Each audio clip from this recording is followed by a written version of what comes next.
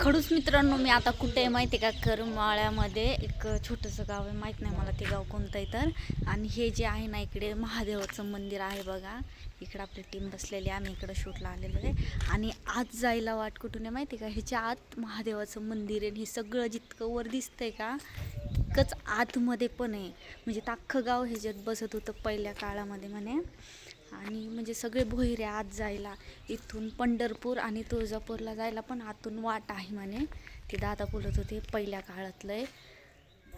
आणि म्हणजे तर कसल्या करामती एकदम भयानक, तुम्ही बघू शकता. हे सगळे आतून खाली जायला वर निघायला सगळे भोयरे आहेत बरं का. आणि ह्या साईडला बघा कसं आहे, करमाळ्यामध्येच आहे हे छोटंसं गाव आणि तिथलंच आहे. तुम्ही बघू शकता कसं आहे.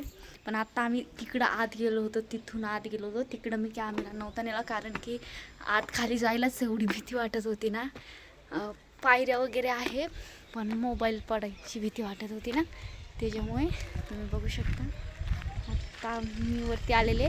तिकडं त्या आतमध्ये महादेवाचं मंदिर आहे. आणि जे हे आहे ना, शनी महाराजांचं मंदिर आहे, तिकडं अलाऊ नाही आहे ना मुली वगैरे.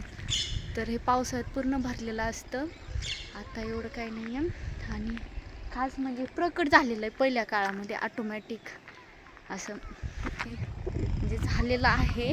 आणि खरंच एवढं भारी मंदिर आहे. मी ते खाली गेलते ना तिथं, तर मी महादेवाचे तिथं पिंडपाशी बसून फोटो काढलेले, मी ते पण टाकेल.